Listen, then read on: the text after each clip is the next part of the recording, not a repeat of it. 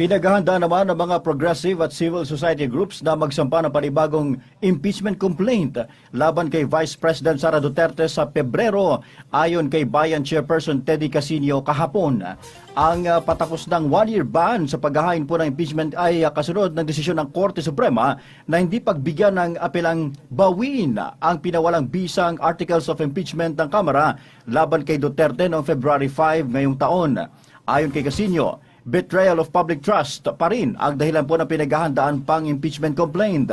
Magugunitang ayon sa Supreme Court, hindi nito inaabsuelto si Duterte sa mga reklamo laban sa kanya at ang pagwawalang bisa ng impeachment ay dulot ng paglabag sa one-year ban sa multiple complaints at requirements para sa proseso.